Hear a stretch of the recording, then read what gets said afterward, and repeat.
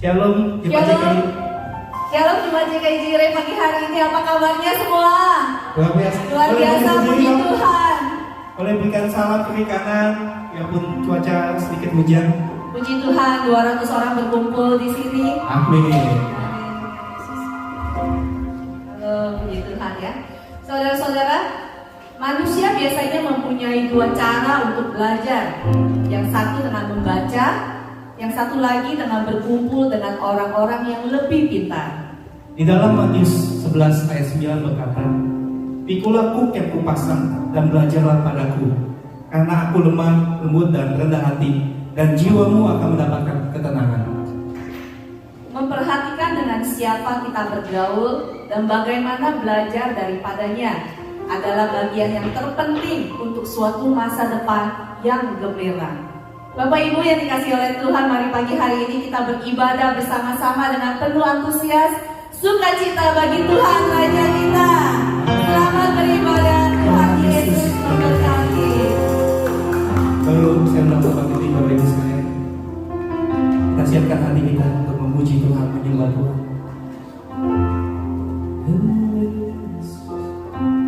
Aku bersyukur padamu Tuhan. Pada hari ini Tuhan, kami mengucap syukur atas segala kebaikan-Mu Tuhan di dalam setiap kehidupan anak-anak-Mu Tuhan. Ajak kami tetap setia Tuhan. Ajak kami tetap melihat Tuhan kebaikan-Mu di dalam setiap kehidupan kami Tuhan. Karena kami percaya Bapa, kami datang pada hari ini Tuhan dengan penuh ucapan syukur Tuhan. Di dalam setiap ujian penyembahan yang kami bawa, bukan hanya kami sekedar datang Tuhan beribadah, tapi kami ingin mendapatkan lawatan yang datang daripada Engkau Yesus. Biarlah penyertaan-Mu Tuhan, penghiburan-Mu Tuhan menyertai setiap kehidupan anak-anak-Mu di tempat ini Tuhan. Kami pulang tidak dengan sia-sia Tuhan, tapi kami mendapatkan mendapatkan firman Tuhan yang berasal daripada Engkau Tuhan, turun atas kehidupan kami Tuhan. Terpujilah di dalam nama Yesus. Haleluya. Katakan sama-sama lagi.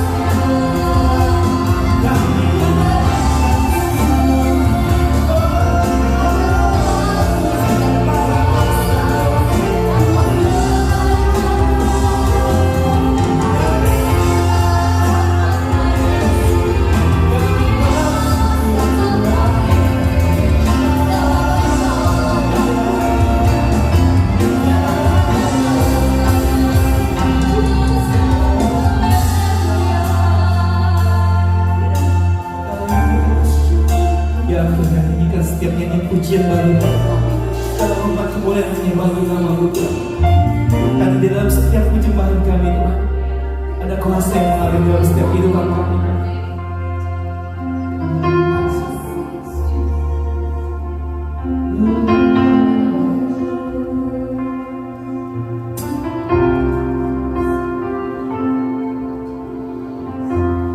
Nyanyi pujian bagi-Mu,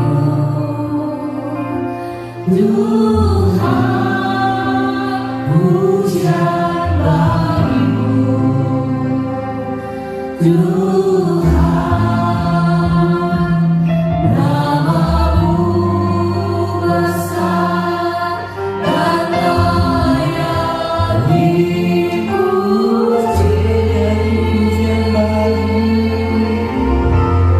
Nyanyi pujian bagi-Mu, Tuhan, pujian bagi-Mu, Setiap pujian kami Tuhan,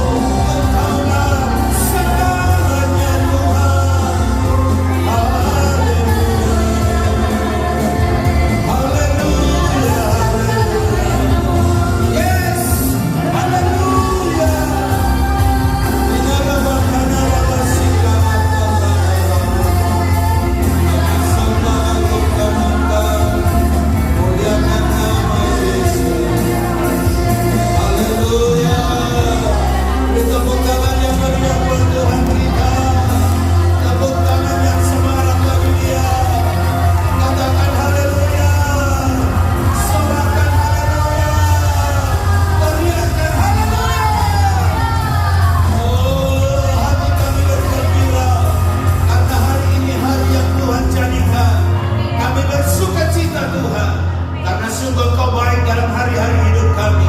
Di minggu yang keempat di bulan ini, tangan pemeliharaan-Mu tetap sempurna atas kami. Terima kasih Tuhan untuk berkat-Mu, baik secara pribadi maupun dalam keluarga serta pekerjaan kami. Satu detik pun tidak pernah kami merasa ditinggalkan.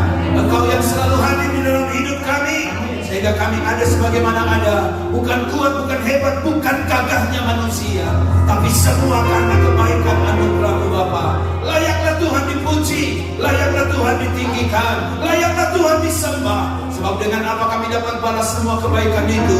Hanya kami belajar Tuhan, di sisa umur yang masih Tuhan anugerahkan, hidup kami mempermuliakan Engkau, Yesus Kristus Tuhan kami. Bapa, kini hati kami siap ditaburi oleh firman-Mu. Jumpai hati kami jadi tanah yang baik, sehingga saat benih firman Tuhan itu ditaburkan, benih yang baik di tanah yang baik akan menghasilkan 30 kali ganda, 60 bahkan 100 kali ganda. Kami percaya firman yang keluar dari mulut Allah tidak pernah kembali dengan sia-sia. Sembuhkanlah yang setiap yang sakit, kuatkanlah yang lemah, hiburkan setiap yang berduka, yang punya masalah dapat jalan keluar. Karena kami percaya orang yang berjumpa dengan Tuhan dan firman-Nya tidak akan pernah sama kehidupannya. Olehnya Bapa, urapi hamba-Mu, urapi kami sekalian yang mendengar, memberitakan, sama-sama diberkati oleh Tuhan. Di dalam nama Tuhan Yesus Kristus kami berdoa, mengucap syukur. Semua yang siap mendengarkan firman Tuhan bersama katakan amin. Tepuk tangan yang baik buat Tuhan kita. Haleluya. Silakan duduk Bapak Ibu. Tuhan Yesus memberkati semua kita. Terima kasih untuk tim Praise and Worship yang telah mengambil bagian dalam pujian penyembahan pada hari ini. Salam sejahtera buat semua kita. Shalom. Haleluya. Tuhan itu sangat baik. Mari kita lihat apa yang Tuhan katakan pada hari ini kepada kita. Terima kasih untuk kesempatan yang lain untuk menyampaikan firman Tuhan di jemaat Tuhan di tempat ini. Dan Yesus itu sungguh Tuhan yang luar biasa. Masih ada di bulan Paskah Bapak Ibu. Bicara tentang Paskah itu bicara tentang Yesus yang bangkit dan Yesus yang hidup. Katakan amin. Kita sudah mempelajari itu beberapa waktu yang lalu. Tentu saya percaya ada khotbah-khotbah mingguan yang berkisah tentang hal itu. Benar, kubur itu sudah kosong. Ayat firman bilang begini, Ia tidak ada di sini, sebab Ia telah bangkit sama seperti yang telah dikatakannya. Menarik, luar biasa. Izinkan saya untuk menyampaikan beberapa hal tentang kebangkitan Tuhan ini, secara khusus bagaimana Tuhan menampakkan diri kepada murid-muridnya. Lihat bersama Kisah Para Rasul 1 ayat yang ketiga. Dia bilang begini kepada kita tentang cerita 40 hari. Baca bersama, 1, 2, 3. Kepada mereka Ia menunjukkan dirinya setelah penderitaannya selesai, dan dengan banyak tanda Ia membuktikan bahwa Ia hidup. Sebab selama 40 hari Ia berulang-ulang menampakkan diri dan berbicara kepada mereka tentang kerajaan Allah. Sangat menarik Bapak Ibu. Yesus mati, betul. Yesus bangkit, ya. Yesus hidup, yes. Tapi nggak langsung naik terangkat ke sorga. Masih ada waktu 40 hari Dia ada di bumi ini sebelum Dia terangkat ke sorga. Tujuannya apa? Ayat ini bilang begini, Ia membuktikan diri bahwa Ia benar-benar hidup. Kalau kita menyebut kata hidup, harus ada buktinya. Semua kita hidup hari ini, katakan amin. Apa buktinya Pak? Jelas, kita masih bisa bergerak, masih kita bisa ngomong, masih kita bisa berinteraksi. Yesus Tuhan juga demikian. Dia bangkit, Dia menampakkan diri. Berapa hari? 40 hari. Bahkan dikatakan ayat berikutnya dibilang, Ia berbicara tentang apa? Mengenai kata berbicara, itu artinya komunikasi. Orang mati nggak bisa ngomong. Betul Bapak Ibu? Tuhan batu, Tuhan pohon, Tuhan apapun yang bentuk tangan buatan tangan manusia, nggak ada bisa ngomong. Punya mulut nggak bisa berbicara, punya tangan nggak bisa menggapai, punya kaki nggak bisa bergerak. Tapi dengar, Tuhanmu mati, Tuhanmu bangkit, Tuhanmu hidup, Dia ngomong, Dia berbicara. Artinya Dia sungguh-sungguh hidup. Haleluya. Tema yang dibicarakan adalah tentang the kingdom of God. Dan bukan saja Dia selama 40 hari itu menampakkan diri untuk satu bagian. Alkitab mencatat dia menampakkan diri 10 kali, dan 10 kali itu dicatat sungguh-sungguh apik oleh firman Tuhan. Dia menampakkan diri kepada Maria Magdalena, dia menampakkan diri kepada beberapa wanita, dia menampakkan diri kepada murid-muridnya tanpa Thomas, dia menampakkan diri kepada Thomas dan murid yang lain, dia menampakkan diri ke banyak peristiwa. Dan itu sesuatu bukti yang sangat sahih, gak perlu dibantahkan lagi bahwa dia bangkit, dia hidup, dan dia hidup selama-lamanya. Keren bukan? Beri tepuk tangan dulu yang baik, meriah buat Tuhan kita. Inilah alasan kita beribadah hari Minggu. Seperti yang dikatakan oleh Rasul Paulus, sia-sialah iman percayamu, sia-sialah pemberitaan kami kalau Yesus masih mati. Yesus itu hidup, dia hidup, artinya iman kita hidup. Kalau Yesus itu kalah sama kuburan, Yesus itu kalah kepada paku buatan tangan manusia, Yesus itu kalah kepada tombak para serdadu itu, buat apa kita sembah dia? Justru dia bangkit, dia hidup, dia menang, sehingga kita percaya Tuhan itu Tuhan yang layak dirayakan kemenangannya. Alkitab mencatat pagi-pagi benar minggu itu, makanya hari Minggu kita beribadah, merayakan iman yang hidup, iman yang berkemenangan. Hari ini sengaja khusus kita membahas tentang penampakan Yesus yang ke-6. Dia menampakkan diri kepada murid-murid, dan saat itu Thomas sudah hadir. Dengan relevansi kaitannya kepada tahun, di mana tahun the year of the goodness of God untuk gereja Jireh ini, kita cari relevansinya, keberadaannya, kesinambungannya, signifikansinya, supaya kita dapat lihat apa yang Tuhan mau menyampaikan, maksudkan pada kita pada hari ini. Yuk baca ayat firman ini dengan hebat, dengan kuat bersama-sama. 1, 2, 3. Maka kata murid-murid yang lain itu kepadanya keras, kami telah melihat Tuhan. Kuat. Tetapi Thomas berkata kepada mereka keras, sebelum aku melihat bekas paku pada tangannya, dan sebelum aku mencucukkan jariku ke dalam bekas paku itu, dan mencucukkan tanganku ke dalam lambungnya, sekali-kali aku tidak percaya. Biasa kita cari bukan bekas paku, tapi paku bekas. Thomas sibuk nyari bekas paku. Murid-murid udah ngomong gini, Thomas, dengar nih Thomas, lo kan teman gue nih, lo kan sama gue close. Gue mau ngomong sama lo Thomas, gue lihat Tuhan lo. Tapi bisa-bisanya Bapak Ibu, Thomas ini gak percaya sama temennya. Sehingga saya bilang begini, ini mah kebangetan. Udah setiap hari sama temennya, tapi gak percaya sama temen. Temannya udah bilang, Tuhan hidup. Dia bilang, kagak. Dia udah menampakkan diri sama kami. Gua belum lihat, lo lihat, gua kagak. Ini saya pikir-pikir nih Thomas, kebangetan. Ngapain punya teman kalau nggak bisa dipercaya? Betul nggak Bapak Ibu? Ini kan punya teman, tapi dia nggak percaya. Yang kedua, ini Thomas nggak sopan amat. Kok orang sudah ditombak, udah dipaku, sekarang dia mau masukkan tangannya ke bekas paku itu? Kan bekas paku itu udah mengering, kan bekas paku itu udah mulai sembuh. Kalau dimasukkan tangan lagi, kalau dia bersih, nggak apa-apa. Tapi kalau dia kotor, malah jadi racun. Ini dia bilang, gua harus masukkan dulu tangan gua. Kemana? Bekas paku itu. Kemana? Bekas lambung itu. Tahu Bapak Ibu, untuk lambung ditusuk, kan gak semua sembarangan lambung kita bisa buka. Betul gak Bapak Ibu? Kepada orang tertentu aja kita buka lambung kita. Salah orang, salah alamat, bisa viral.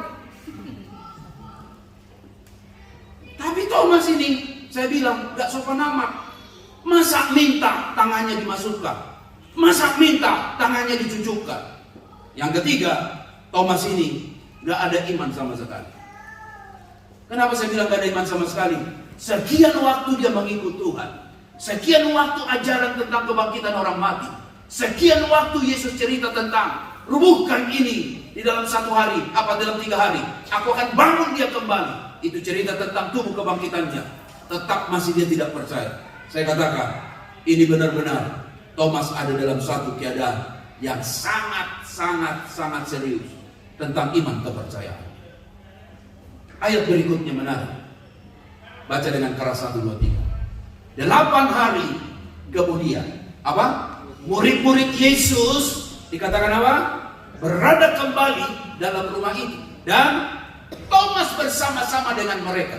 Sementara pintu-pintu terkunci keras, Yesus datang dan ia berdiri di tengah-tengah mereka dan berkata, damai sejahtera bagi kamu. Ayat ini buat saya keren. Kenapa saya katakan keren? Bayangkan harus tunggu sampai 8 hari. Hari pertama belum ada jawaban. Hari kedua gak ada tanda-tanda. Hari ketiga nampaknya seperti jauh. Hari keempat, mana itu tanda? Mana itu bekas lambung? Mana itu bekas paku? Dicari terus. Hari ke-7 pun tidak. Sampai hari yang ke-8. Saat semua ngumpul, Thomas ada. Yesus menampakkan diri dan berkata, Thomas, jangan tidak percaya lagi. Mulai hari ini, percayalah. Apa bicara tentang 8 hari? Bahwa rupanya Bapak Ibu, semua butuh waktu. Semua butuh waktu. Tidak ada yang terlalu cepat untuk Tuhan. Katakan amin. Tidak ada yang kita katakan sangat terlambat untuk Tuhan.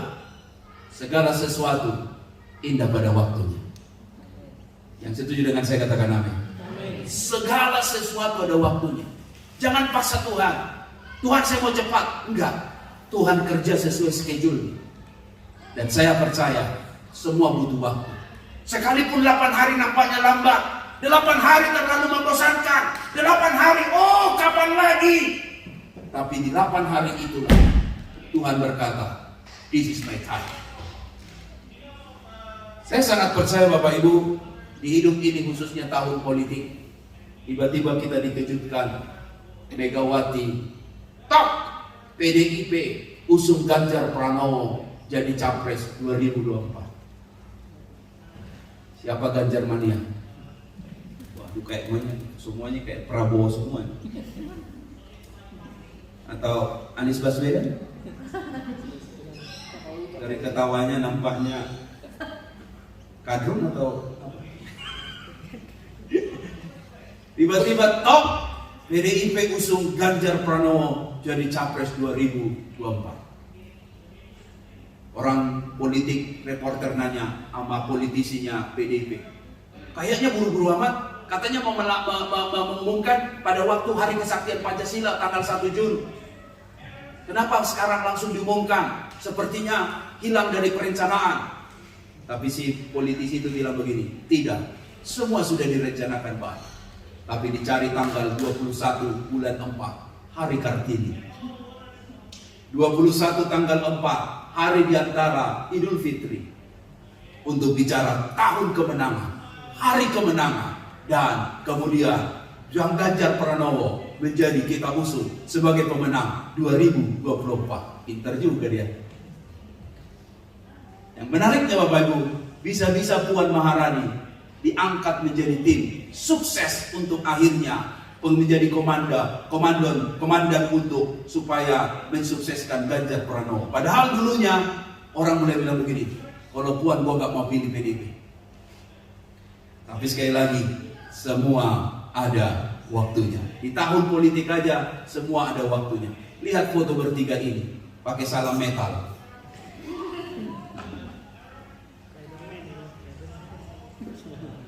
Ada Pak Jokowi, ada Ibu, ada Ganjar, salam metal. Saya ingat-ingat kembali Bapak Ibu, benar bahwa di dalam dunia ini untuk segala sesuatu apa? Ada masa. Mengapa harus engkau kecewa? Mengapa engkau harus sakit hati? Kalau memang bukan dia, ya sudahlah.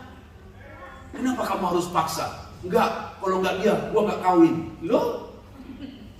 Jangan-jangan dia kuntilanak. Emang ikan cuma hanya seekor, bunga tidak hanya sekuntum. Patah satu, tumbuh bukan 1000, tumbuh lagi. Nanti selingkuh cewekmu kebanyakan. Tunggu lagi. Yang saya mau bilang begini pada Bapak Ibu hari ini, dengar, segala sesuatu ada waktunya. Haleluya. Amin. Sabar dikit, kenapa? Sabar dikit, kenapa? Kenapa harus kecewa? Kenapa harus marah? Kenapa harus komplain sama Tuhan? Kenapa harus bilang, kalau Tuhan gak jawab hari ini, gue pindah agama? Kok sampai segitunya? Semua ada waktunya, bro. Saya ingat apa kata ayat firman ini. Bersukacitalah dalam pengharapan. Sabarlah dalam kesesatan. Dan apa? Bertekunlah dalam doa. Semua kita ingat tentang ilmu petani. Hidup kadang diibaratkan seperti petani. Ada waktunya menanam, ada waktunya menuai. Betul Bapak Ibu? Ada waktunya lahir, ada waktunya mati. Segala sesuatu ada masanya. Engkau gak bisa atur. Yang adalah Dia di atas sana, yang kita harus sambit untuk bilang begini, Tuhan, waktumu itu yang terbaik. Haleluya. Amin. Sabar dikit, bro. Percaya ada waktu Tuhan yang terbaik di hidup kita.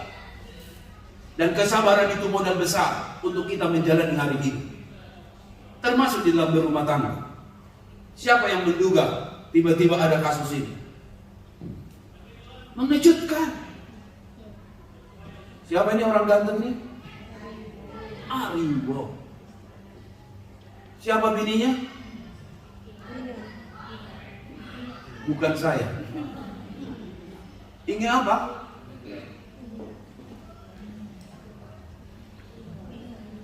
Kok Pak Greg tahu? Maklum, lambe turah. Cumi-cumi. Rupanya ganteng gak jadi jaminan. Bro, ganteng gak jadi jaminan. Cantik gak jadi jaminan. Berapa tahun mereka berumah tangga? 16 tahun. Kok sama kita punya TV-nya? 16 tahun berumah tangga. Siapa yang tidak mengidolakan mereka? Oh, kita sendiri pun ingin seperti dia. Ari Wibowo. Wah, cakap-cakap, ganteng. Tapi tiba-tiba berakhir di pengadilan. Tidak ada lagi mediasi. Karena sudah dikatakan, saya tidak mau dengan dia. Si wanita pun bilang, aku tidak mau dengan dia. 16 tahun. Dalam berumah tangga perlu ada kesabaran. Supaya kita menjalaninya berakhir dengan baik. Saya setuju kata Dr. Adi Sutanto yang berkata, kalau engkau menikah, harus engkau punya roh pengampunan. Karena yang engkau nikahi dan engkau kawini adalah seorang laki-laki dan seorang wanita yang berdosa. Kalau kau tidak ada roh pengampunan, kau tuntut dia, kau tuntut dia, kau tuntut dia, kau kecewa. Akhirnya apa? Akhirnya kau menjadi sakit jiwa. Dan tidak banyak, tidak sedikit orang sakit jiwa berakhir pada kanker. Karena apa? Kepahitan yang tidak bisa diselesaikan. Bagi engkau yang sudah menikah, dengar khotbah pendeta hari ini, kau harus ada roh pengampunan. Karena kau menikah dengan orang yang berdosa.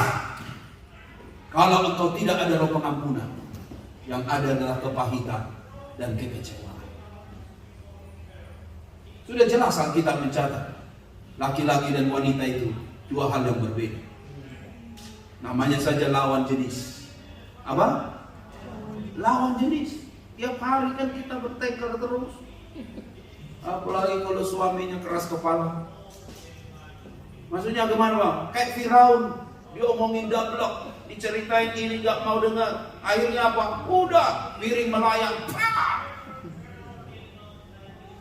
Marah-marah terus sampai anak jadi wasit. Apalagi kalau ngomong tonnya nggak pernah turun, nada do terus tinggi. Udah makan belum? Kau di mana? Di mana kau?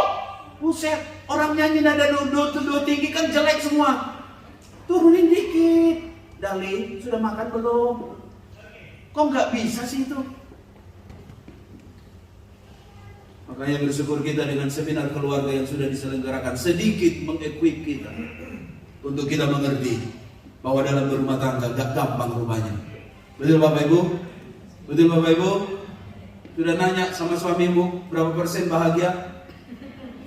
Sudah nanya sama istrimu berapa persen kau bahagia dengan dia?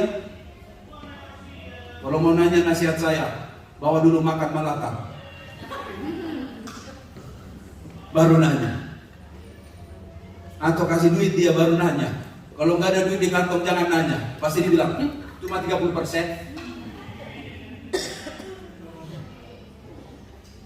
Bagaimana pernikahan kita bahagia, amin?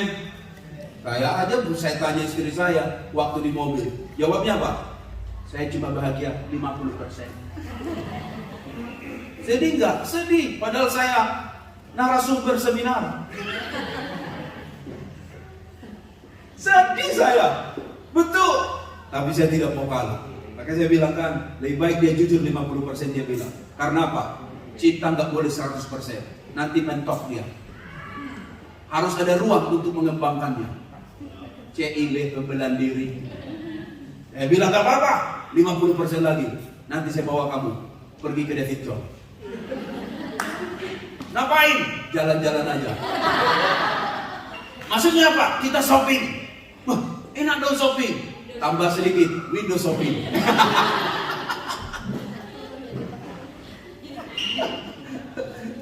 Saya kalau di mall itu paling mesra. Selalu saya pegang tangan istri saya. Orang lihat di belakang, wih, Pak Gret mesra ya. Mana ada orang Batak yang mesra. Padahal itu menyelamatkan dua ilmu. Yang pertama, ada mertua datang. Ambil hati dia. Aku jadi bilang, buset anak gua, dibiarin aja kayak gitu. Pakai lantang. Yang kedua, ilmu ekonomi. Setiap mau ke toko, tarik dulu. Sini. Mau ke toko, sini. Toko, sini. Jadi Bapak Ibu, di hidup ini kalau nggak ada kesabaran, repot masalahnya. Betul nggak? Betul nggak?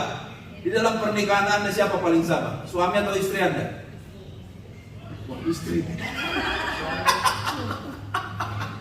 Suami atau istri? Wah, ada dua kubu ini. Pasti yang paling sabar Tuhan lihat kalian bertengkar. Ini saya mau katakan buat Bapak Ibu, yuk kita belajar bahwa segala sesuatu ada masanya. Di masanya Tuhan selalu menyediakan yang terbaik buat kita. Beri tepuk tangan dulu yang baik buat Tuhan kita yang hebat itu. Mari kita melihat ayat ini, apa yang dikatakan kepada kita. Baca bersama di dalam ayat ini, bicara tentang bukan saja semua butuh waktu, tapi semua kita melihat ada kebaikan Tuhan. Kebaikan Tuhan yang pertama dalam ayat ini adalah Tuhan mau mengerti bahwa Thomas tidak ada waktu pada waktu itu. Jadi wajar bahwa dia bilang begini, lo bisa percaya gua kagak, karena kamu sudah melihat bekas lambung itu, saya kan belum melihat. Dalam hal ini saya dapat sampaikan kepada Bapak Ibu pada hari ini bahwa Tuhan mengerti, sangat mengerti bahwa iman Thomas pada waktu itu sedang berproses karena dia butuh pembuktian. Ayat ini bilang begini, tetapi Thomas, seorang dari ke-12 murid itu yang disebut Didimus, tidak ada bersama-sama mereka ketika Yesus datang ke situ. Saya jadi teringat kisah tentang perempuan Sirofenesia orang Kanani. Ada apa dengan wanita ini? Wanita ini seorang asing, perempuan Kanaan. Datang dengan kebutuhan yang besar, anaknya kerasukan setan. Tapi Yesus berkata seperti ini, bahwa aku datang hanya kepada domba Israel semata. Tidak datang kepada orang Kanaan. Tetapi kemudian wanita itu terus minta belas kasihan daripada Yesus. Sampai Yesus berkata tidak layak memberikan roti kepada anjing. Tetapi wanita itu datang dengan tekad yang sangat hebat. Dia bilang, betul guru, betul Tuhan. Tapi anjing itu masih bisa makan remah-remah yang jatuh dari meja Tuhan. Akhirnya Tuhan melihat iman wanita ini yang begitu luar biasa. Apakah Yesus tumpul hati nuraninya melihat kebutuhan wanita ini? Bagi saya tidak. Tuhan sangat mengerti wanita ini datang dengan kebutuhan yang besar. Dia bukan minta untuk disembuhkan, tapi dia datang minta untuk anaknya. Dia tahu diri bahwa dia orang Kanaan, tidak layak mendapat sesuatu dari bangsa Israel, orang Yahudi. Tetapi Tuhan sungguh mengerti dan akhirnya menyembuhkan anaknya itu. Hari ini saya mau katakan buat Bapak Ibu, sekalipun orang yang di sekitar kita mungkin gak mengerti kita, ada Tuhan yang mengerti setiap kehidupan kita. Haleluya. Kadang ada doa-doa di dalam Alkitab dikatakan doa-doa yang tidak terucapkan kata-kata, hanya air mata yang mengalir. Tapi saya mau katakan pada Bapak Ibu, Tuhan pun mengerti air matamu itu. Tuhan mengerti air matamu itu, sehingga kau bisa bilang begini, Tuhan, Engkau sobat yang sejati, Engkau yang bisa mengerti aku, dan aku terhibur dan aku dikuatkan karena ada pribadi yang tahu siapa dan apa keadaan hari ini. Yang kedua saya belajar Bapak Ibu di ayat ini, bahwa Yesus mau menjumpai pribadi Thomas khusus pada waktu itu. Ada kesengajaan untuk langsung mau ketemu face to face. Siapa sih Thomas? Apakah Thomas menjadi murid yang populer? Tentu masih kalah dengan Simon Petrus, masih kalah dengan Yohanes. Tapi dengar baik, tidak ada satupun yang terlalu istimewa yang sehingga Yesus tidak mau mempedulikan satu dan membuang yang lain. Thomas sengaja dikunjungi secara khusus. Saya jadi teringat kisah Sakeus. Sakeus yang naik di atas pohon itu, tidak ada yang tahu, tidak ada yang peduli dia. Tapi lihat bagaimana sapaan Yesus yang sangat hebat. Dia bilang begini kepada Sakeus, Sakeus segera turun sebab aku ini harus menumpang di rumah. Oh, ini satu berita perjumpaan yang sangat luar biasa, yang akhirnya Sakeus berubah oleh karena Yesus menjumpainya secara pribadi. Dengar baik Bapak Ibu, Tuhan mengasihi kita. Tidak ada satupun di hidup kita yang Tuhan menganggapnya tidak berguna. Semua kita berharga di hadapan Tuhan. Katakan amin. Katakan amin. Katakan amin. Tidak ada second class. Kita berharga di mata Tuhan. Tuhan menjumpai kita pribadi demi pribadi, untuk Dia mau bicara maksudnya, bicara firman-Nya, sehingga setiap hidup kita bilang begini, Tuhan, terima kasih, aku berharga di hadapan. Masih ingat Yohanes 3 ayat 16? Kasih Tuhan itu jauh lebih besar dari pelanggaran kita. Yang setuju dengan saya katakan amin. Kasih Tuhan itu jauh lebih besar daripada dosamu. Kasih Tuhan itu jauh lebih besar daripada kesalahanmu. Kasih Tuhan itu jauh lebih besar dari semua mistake yang kau kerjakan. Karena yang terpenting bagi Tuhan bukan dosamu. Yang terpenting bagi Tuhan adalah pribadimu. Haleluya. Makanya ketika engkau mungkin jatuh dalam dosa, mungkin engkau baru semalam main judi atau baru berzina, jangan bilang begini, oh Tuhan gak mau aku datang ke gereja. Jangan datang ke gereja hari ini. Ingat baik, Tuhan menerima pribadimu. Setan mau membinasakan engkau dengan engkau jatuh dalam dosa lalu kemudian kau hilang dari persekutuan. Tapi hari ini saya mau beritakan berita baik hari ini yang sangat berharga. Tuhan mengasihi engkau, bukan karena engkau baik. Tuhan mau mati buat engkau. Untuk dia mau bilang begini, kasihku lebih besar daripada dosa. Haleluya. Amin. Amin. Siapa yang berkhotbah di depan ini? Orang jahat dulunya. Siapa yang berkhotbah di depan ini? Oh, penjahat, gak layak untuk memberitakan firman. Mulut ini terlalu kotor untuk memberitakan yang suci firman ini. Tapi kalau saya ada hari ini, semua karena anugerah Tuhan. Saya masih ingat lagu Amazing Grace yang diciptakan John Newton. Siapa dia? Orang bejat yang menjual hamba-hamba, babu-babu, menjadi masuk dalam bisnis prostitusi. Sudah makelar, bukan saja memakai pelacur, sudah jadi makelar. Tapi Tuhan menjumpai dia. Tuhan melawat dia, disadarkan dosanya. Dia bertobat. Dia menulis lagu Amazing Grace yang bilang begini, was blind, dulu aku buta, but now I see. Lagu itu menjadi lagu yang hebat. lagu yang dinyanyikan banyak orang, dan diciptakan oleh orang yang dulunya jahat, berdosa, hidup dalam gelap, dan Tuhan menebus hidup. Berita baik buat engkau hari ini, bertobatlah. Tuhan mau menerima engkau apa adanya. Amin. Ingat, jangan lari dari masa lalu. Semakin kau lari dari masa lalu, semakin Tuhan akan kejar. Tapi mendekatlah kepada Tuhan, engkau akan lihat Tuhan akan pulihkan hidup. Tidak ada yang terlalu hitam yang Tuhan tidak bisa putihkan. Tidak ada kehidupan yang terlalu merah, begitu becat yang tidak Tuhan bisa ubah. Di tangan Tuhan, tidak dengan Tuhan, semuanya bisa menjadi mungkin. Paulus kita tahu, namanya dulu Saulus. Penganiaya jemaat, ada license buat dia membinasakan orang pengikut jalan Tuhan. Bagaimana Tuhan menjumpai dia? Bagi dia membunuh itu halal, ada legalitas dan hukum Taurat. Tapi bagaimana Tuhan mengasihi dia? Dikejar sampai berjumpa dengan Tuhan melalui sebuah sinah. Terjatuh buta 3 hari. Penumpangan tangan Ananias, dia melek kembali. Dulu seteru Injil, sekarang pemberita Injil. Dan kalau ada buku perjanjian baru 6:27 kitab, maka yang paling banyak ditulis adalah dari seorang penjahat itu, namanya dulu Saulus, sekarang jadi Paulus. Bapak Ibu, balik sama Tuhan. Haleluya. Jangan tinggal di dosa itu. Saya mau katakan baik-baik hari ini, kenapa engkau tidak bisa bangkit, merasa engkau tidak berdaya? Karena engkau masih ada di lumpur itu. Belajar kau keluar.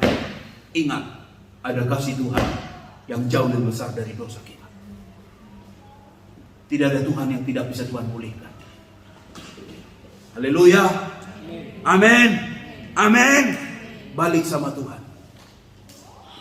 Kalaupun Tuhan mau tampar, biarlah kau tampar Tuhan. Sebab aku tidak mungkin ganti iman kepada iman yang lain. Saya sudah sampai pada level itu. Saya bilang, Tuhan, kalau mau tampar, tamparlah. Kalau memang aku salah. Karena tamparan itu sedang mengajar aku. Engkau peduli dan mengasihi aku. Karena anak yang kutegur, kuhajar dan kudidik. Haleluya. Amin. Amin. Kasih Tuhan jauh lebih besar. Lihat bagaimana Zakheus. Ini ibaratnya agama dan kasih karunia. Agama cuma di pohon, gak bisa berjumpa dengan kebenaran. Agama cuma di pohon, melihat, gak ada reaksi apa-apa. Agama cuma di pohon, melihat, menyaksikan, gak bertindak apa-apa. Tapi yang membuat perubahan adalah kasih karunia. Yesus yang datang kepada Zakheus dan menawarkan kasih karunia. Itulah hebatnya Injil. Kita gak layak, tapi Tuhan layakkan. Kita gak benar, tapi dibenarkan. Kita gak kudus, tapi dikuduskan oleh Dia yang kudus, benar dan mulia. Kayak sekali lagi, agama tidak menyelamatkan. Agamamu gak bisa bawa kau ke surga. Kau harus terima kasih karunia itu. Karena apa? Karena harus Dia yang mau mati buat kita. Sebab upah dosa adalah maut. Orang yang berdosa wajib mati bagi dosanya. Tapi kasih karunia menggantikan itu. Aku mati bagi dosamu. Yesus mati di atas kayu salib, sehingga kau tidak perlu mati lagi bagi dosa. Dia menebus semua kehidupan kita. Haleluya. Oh, dalam sekali teologi Kristen itu. Dalam sekali. Untuk engkau bilang begini, bukan aku lagi, tapi Kristus yang ada di dalam aku. Amin. Beri tepuk tangan dulu yang meriah buat Tuhan. Poin saya berikutnya Bapak Ibu. Tuhan mau mengizinkan kau masuk untuk mencucukkan jari. Sekali lagi, kalau orang Yahudi itu, kalau lambungnya, biasa mereka pakai apa? Jubah kan? Coba bayangkan, walaupun mungkin dia laki-laki ada celana di dalam, tapi untuk buka lambung, kan gak mungkin ada resletingnya di sini. Betul gak? Betul gak? Pasti akan hebat. Harus diangkat kan? Kalau diangkat lambungnya, Ini pusatnya kelihatan nggak? Malu nggak? Malu, apalagi perut buncit. Kayak saya, sampai kelihatan. Tapi lihat, Tuhan mengizinkan Thomas untuk taruh itu jari di sana. Oh, dalam sekali. Saya jadi teringat kisah tentang Petrus. Tuhan, apabila engkau itu, suruhlah aku datang kepadamu berjalan di atas air. Apabila engkau itu, suruhlah aku berjalan di atas air. Kira-kira kalimat ini ngejek, ngetes, atau apa kira-kira ini? Atau cari sensasi supaya viral di TikTok. Ini kan kayak gak masuk akal nih. Kok mau jalan di atas air? Jalan licin aja jatuh, apalagi di atas air. Tapi hebatnya Tuhan mengizinkan Petrus jalan di atas air. Dia bilang apa? Kata Yesus apa? Datanglah. Bahasa Sundanya apa datanglah? Apa bahasa? Kadir. Bahasa Jawanya? Rene. Apa bahasa Jawanya? Datanglah apa? Itu Mandarin itu. Lai. Kalau bahasa Jawa? Reneo. Bahasa Cirebon? Makassar. Bahasa Jawanya Reneo. Bahasa Sundanya Kadir. Bahasa Mandarinnya? Bahasa Inggrisnya? Bayangkan bisa Tuhan izinkan Petrus harus mengalami. Ngapain cuma mau jalan di atas air? Tapi sampai Tuhan izinkan, sampai harus dicatat dalam Alkitab bahwa hanya ada 2 manusia yang pernah hidup, yang pernah jalan di atas air, dan bukan David Copperfield, tapi Yesus yang dari Nazaret dan Simon Petrus. Oh, luar biasa. Saya jadi ingat kisah ini, anak yang hilang ini. Anak ini kita tahu bersama, si bungsu, katakan si bungsu. Si bungsu mau merantau, kira-kira masuk akal gak? Gak masuk akal. Karena si bungsu biasanya harus jaga kampung. Si bungsu diusahakan supaya dialah nanti yang jaga mama papa kalau lagi tua. Si bungsu lah yang akan, kalau dalam istilah orang Batak, pada dialah nanti rumah di mana kami tinggal itu, orang tuanya tinggal itu, diwariskan untuk dia. Tapi sengaja lari dari tanggung jawab, intik hendak merantau. Dan yang paling kurang ajarnya, minta warisan. Dan minta warisannya adalah, saya tahu pasti papanya belum tua banget, karena si bungsu ini belum kawin, belum nikah. Minta warisan, belum mati. Dan yang ketiga adalah, warisannya bukan investasi, tapi warisannya untuk berfoya-foya. Tapi saya tanya Bapak Ibu hari ini, uangnya dikasih enggak? Uangnya dikasih enggak? Saya mau tanya Bapak Ibu, kalau Anda itu orang tuanya atau bapaknya, ngasih enggak? Belum tentu. Tapi lihat dari perumpamaan ini bukan kisah benar. Jangan Anda tertipu, ini cuma perumpamaan. Tapi Yesus sedang cerita kepada kita. Itulah hati Bapa, seringkali mengizinkan kita mengerjakan sesuatu, mengalami sesuatu, supaya akhirnya kita belajar dari pengalaman itu. Betul Bapak Ibu? Supaya kita belajar. Dia dapat itu uang. Tapi uang di tangan yang salah berubah jadi bencana. Sampai akhirnya kandang babi, ampas babi menjadi khotbah yang terbaik memulangkan dia pulang ke rumah bapaknya. Dan ketika dia pulang, saya mau tanya, bau babi atau enggak? Bau babi pasti. Sudah jadi babi atau enggak? Karakternya babi. Karena dia kurang ajar. Dibuang ayahnya atau enggak? Diterima kembali. Begitulah hidup kita Bapak Ibu. Seringkali kita mau lari dari jalan Tuhan. Diizinkan Tuhan enggak? Jalan nak. Jatuh bonyok-bonyok. Balik lagi sama Tuhan. Tuhan.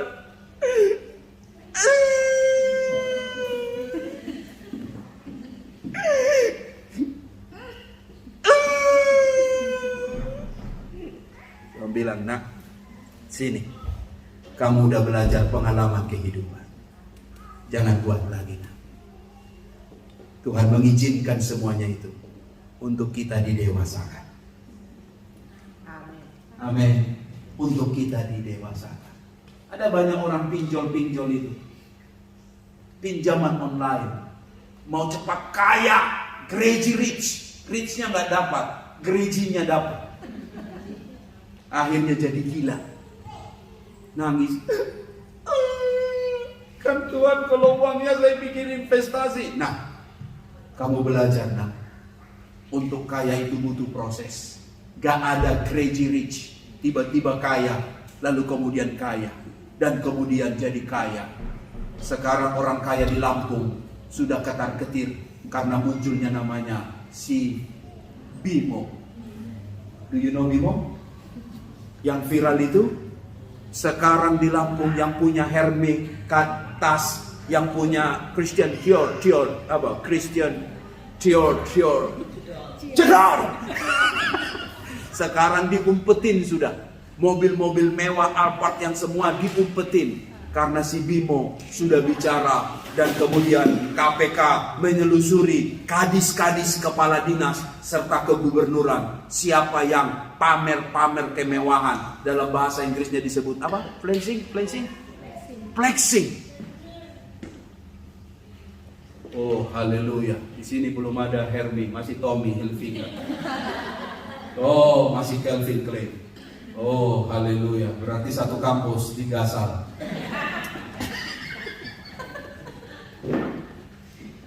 Bapak Ibu, kita belajar sesuatu.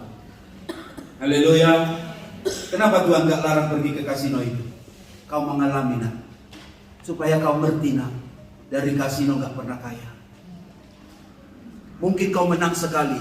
Yang punya kasino gak takut. Cuma dia takut kau gak datang lagi. Diizinkan kau menang.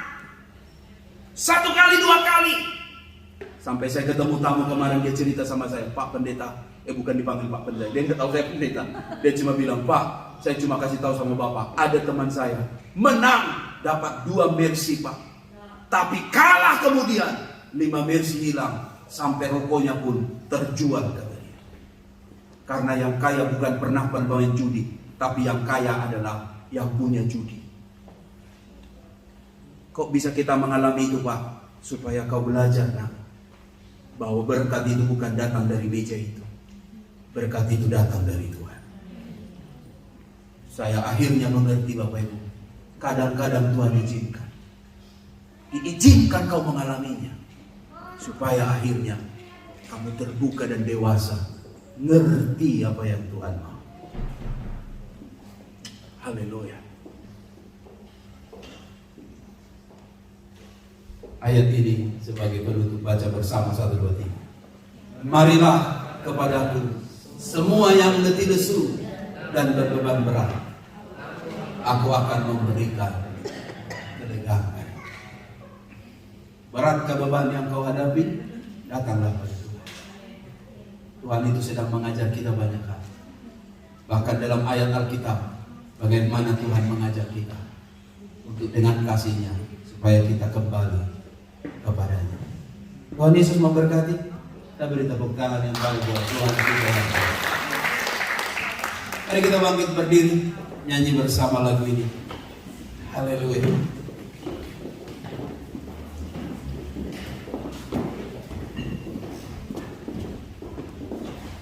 Bapa, terima kasih untuk firman-Mu yang menguatkan kami. Ambil waktu sejenak, tenang. Nyanyi pujian ini, renungkan apa yang Tuhan sampaikan. Mungkin namamu bukan Thomas, tetapi pertanyaan Thomas seringkali ada. Tuhan, aku ingin bukti. Aku ingin bukti. Baru aku percaya. Dengar akhir hidup Thomas setelah pertemuan itu. Dia tidak pernah meragukan Tuhan. Yang saya ingin katakan buat Bapak Ibu, dalam firman hari ini menguatkan engkau. Ingati baik, ada Tuhan yang mendidik, menuntun, membimbing Thomas.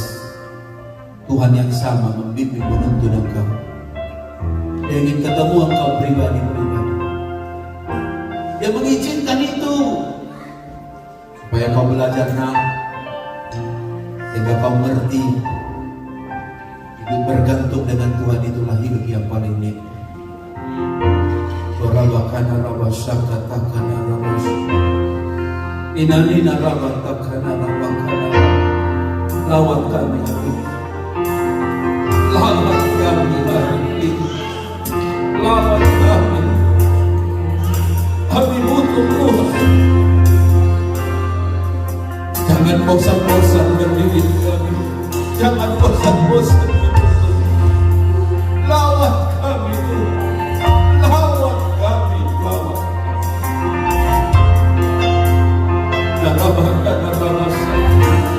Angkat tangan bersama Tuhan, angkat tangan kepada Tuhan, berdoa, bicara dengan Tuhan, bicara dengan Tuhan, bicara dengan Tuhan.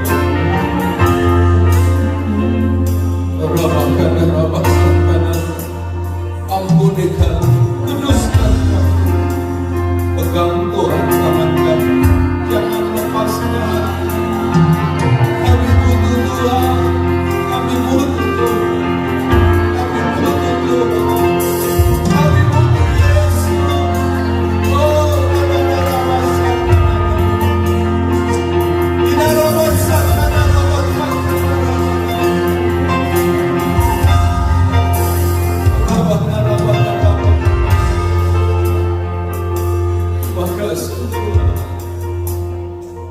ku yakin Kau hadir di sini, ku rasakan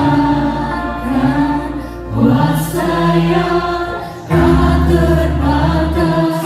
Ku yakin Kau nyata di sini, kemenangan terjadi di sini.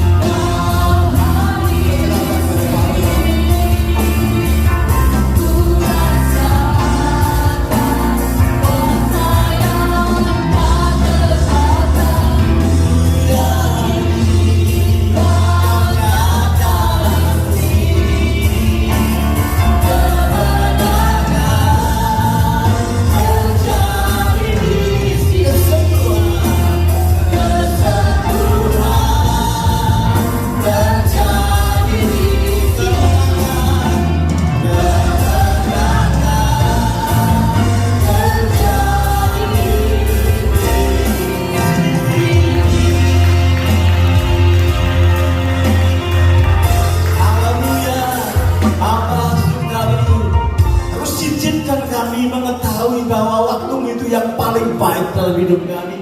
Tidak pernah ada rancangan yang jelek. Semua yang datang dari Tuhan itu baik, dan itu biar boleh menjadi pengertian kami. Kalaupun hari-hari ini kami harus mengalami kebangkrutan, mengalami kekurangan, mengalami sakit penyakit, mengalami kesusahan, itu hanya sebatas seizin Tuhan supaya kami belajar bahwa di dalam perkara-perkara rohani kami semakin bisa menguasai, dan kami bisa untuk mengerjakannya berjalan bersama dengan Tuhan. Bapak Ibu, sebelum kita selesai dengan firman Tuhan hari ini, seberapa banyak di antara kau yang sedang bergumul hari-hari ini? Firman-Nya jelas, Tuhan tidak memandang siapa kita, bahkan sampai Thomas pun yang tidak terlalu terkenal di antara kedua belas murid yang ada, Tuhan perhatikan saat ini. Mungkin engkau bukan seorang pelayan Tuhan yang sering tampil di depan, tapi engkau dengan tekun, setia, rajin. Mungkin seperti seorang perempuan dari Verosimia itu. Tapi hari ini kita punya Tuhan yang melihat kedalaman hati kita. Angkat tanganmu kalau kau punya kebutuhan secara khusus. Apakah keuangan, apakah persoalan rumah tangga, pekerjaan, pendidikan. Mari datang kepada Tuhan. Kau melihat ya Bapakku, kau melihat keadaan anak-anak Tuhan ini yang sedang membutuhkan penghiburan, membutuhkan pertolongan. Hambamu berdoa di dalam nama Yesus. Roh yang kau taruh di dalam kehidupan setiap kami adalah roh yang jauh lebih besar dari segala pergumulan kami. Dunamis yang kau taruh dalam hidup kami memampukan kami untuk melakukan mujizat. Dan hari ini kami mau berkata kepada persoalan dan masalahku. Katakan Bapak Ibu, katakan di dalam nama Yesus, kau tidak berhak lagi atas hidupku. Terima kasih. Haleluya. Kau Tuhan yang ajaib. Kau teraikan dalam hidup kami. Kau punya waktu dan kau tidak memandang siapapun di antara kami. Ketika orang berseru-seru kepada Tuhan, kau adalah seperti Bapa yang tidak hanya memandang dari jauh, tapi kau mengejar hidup kami dan mendekat kami. Dan kau berkata, kaulah anak yang aku kasih. Terima kasih berkati hamba-Mu yang sudah menyampaikan kebenaran firman-Mu. Setiap kami sungguh sangat diberkati di dalam nama Yesus. Kami berdoa dan mengucap syukur. Semua kita berkata, amin. Beri tepuk tangan yang paling baik. Haleluya. Offering kita yang terbaik. Bapak Surgawi, Bapak yang baik, kami mengucap syukur dan berterima kasih di pagi hari ini karena kami sudah, Kau yang sudah menuntun kami pagi hari ini mendengarkan firman-Mu, firman-Mu yang selalu menuntun hidup kami, karena kami selalu depend on your words, God. Karena Engkau kekuatan kami. Terima kasih ya Pak. Terima kasih juga untuk satu minggu ini yang sudah Kau menuntun hidup kami masing-masing, tidak setiap keluarga yang ada, suami istri dan anak-anak. Terima kasih atas perlindungan dan keselamatan yang sudah menuntun kami. Terima kasih untuk semua financial yang sudah Kau berikan untuk kami, untuk shelter, makanan, semua yang sudah Kau berikan untuk kami. Terima kasih ya Bapak. Berkati hamba-Mu, Bapak Greg Muller dan keluarganya, anak-anak. Apa yang mereka butuhkan saat ini ya Bapak, kami percaya Engkau yang akan berikan yang terbaik. Terima kasih ya Pak. Saatnya kami akan memberi persembahan kami ya Pak. Berkati setiap tangan-tangan yang akan memberi ya Pak. Kita sucikan persembahan kami dalam nama Tuhan Yesus Kristus. Mari kita memberi yang terbaik dengan penuh sukacita. Haleluya. Amin.